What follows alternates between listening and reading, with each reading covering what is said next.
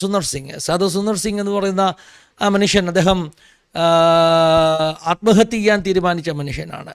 അദ്ദേഹം പറഞ്ഞു, ഒരു സത്യദൈവമുണ്ടെങ്കിൽ ഇന്ന് കാലത്ത് ഇത്ര മണിക്കകം എൻ്റെ മുറിയിൽ ഇറങ്ങി വരണം, ഇല്ലെങ്കിൽ രാവിലെ അദ്ദേഹത്തിൻ്റെ വീടിൻ്റെ പുറത്തുകൂടെ പോകുന്ന ആ ഒരു റെയിൽവേ ലൈൻ, അവിടെ കൂടെ പോകുന്ന ആദ്യത്തെ ട്രെയിനിന് താൻ തലവെച്ച് ആത്മഹത്യ ചെയ്യുമെന്ന് തീരുമാനിച്ച ഒരു ചെറുപ്പക്കാരനാണ് സാധു സുന്ദർ സിംഗ്. സുന്ദർ അന്ന് രാത്രി അങ്ങനെ പ്രാർത്ഥിച്ചു കൊണ്ടിരുന്നു.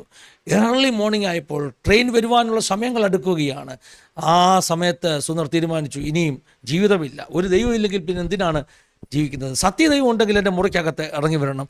തീരുമാനത്തോടു കൂടെ സുന്ദർ റെയിൽവേ ട്രാക്കിൽ തലവെക്കുവാൻ വേണ്ടി ഉണർന്ന് എഴുന്നേറ്റ് പുറത്തേക്ക് പോകുവാൻ വേണ്ടി കട്ടിലിലേക്ക് എഴുന്നേൽക്കുമ്പോൾ തൻ്റെ മുറിക്കകത്തേക്ക് അസാധാരണമാകുന്ന ഒരു സൂര്യോദയം പോലെ, ആയിരക്കണക്കിന് സൂര്യന്മാരൊന്നിച്ചുദിച്ചതുപോലെ യേശു കർത്താവ് ഇറങ്ങി വരികയാണ്. സുന്ദർ കണ്ടു, ആ പ്രകാശത്തിൻ്റെ നടുവിൽ ഒരു മനുഷ്യൻ നിൽക്കുന്നു.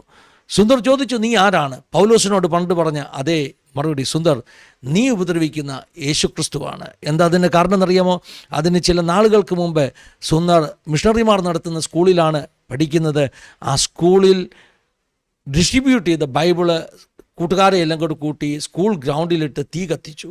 അതിനുശേഷം സുന്ദർ ഒരു ദിവസം സ്കൂളിൻ്റെ അടുത്തുള്ള ഒരു ഒഴിഞ്ഞ വീടിൻ്റെ അടുക്കൽ കൂടെ നടക്കുമ്പോൾ ആ വീട്ടിൽ നിന്ന് ആരോ കരയുന്ന ശബ്ദം കേൾക്കുന്നു.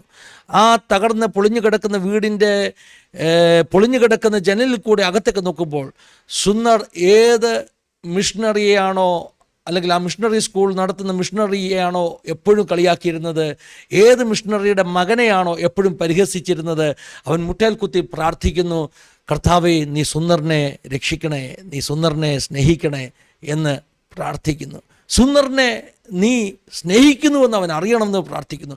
സുന്ദറിൻ്റെ ഹൃദയം പിടിച്ചു കുലുക്കി കളഞ്ഞു. കാരണം താൻ പകയ്ക്കുന്ന വ്യക്തി, താൻ എപ്പോഴും പരിഹസിക്കുന്ന വ്യക്തി തനിക്ക് വേണ്ടി പ്രാർത്ഥിക്കുന്നു എന്ന് കേട്ടപ്പോൾ സുന്ദറിൻ്റെ മനസ്സ് കുലുങ്ങുവാനിടയായി തീർന്നു. അന്ന് സുന്ദർ പോയി തീരുമാനിച്ചതാണ്, എനിക്ക് സത്യം അറിയണം, സത്യം കണ്ടെത്തണം, സത്യത്തിന് വേണ്ടി ഞാൻ ജീവിക്കും. അങ്ങനെ സുന്ദർ അറിഞ്ഞ സത്യത്തിന് വേണ്ടി സുന്ദർ ഇറങ്ങുവാനിടയായി തീർന്നു. സാധു സുന്ദർ സിംഗ് ആ പകടിയൊക്കെ കെട്ടി കാഷായ വസ്ത്രധാരിയായിട്ട് ഇന്ത്യ മുഴുവൻ നടന്ന് നഗ്നപാതനായി നടന്ന സാധു സുന്ദർ സിംഗ്. അത്ഭുതകരമാണ് അദ്ദേഹത്തിൻ്റെ കഥ. ആരെങ്കിലും ചോദിക്കുകയാണ്, ലോകമറിയുന്ന ഒരു ഇന്ത്യൻ മിഷണറി ഉണ്ടോ എന്ന് ചോദിച്ചാൽ എല്ലാ ലോകക്കാരും പറയുന്ന പേരാണ് സാധു സുന്ദർ സിംഗ്. നമ്മുടെ മാരാമൺ കൺവെൻഷനിൽ പോലും അദ്ദേഹം വന്ന് പ്രസംഗിച്ചിട്ടുണ്ട് എന്നാണ് പറയുന്നത്. അപ്പോൾ ഈ സാധു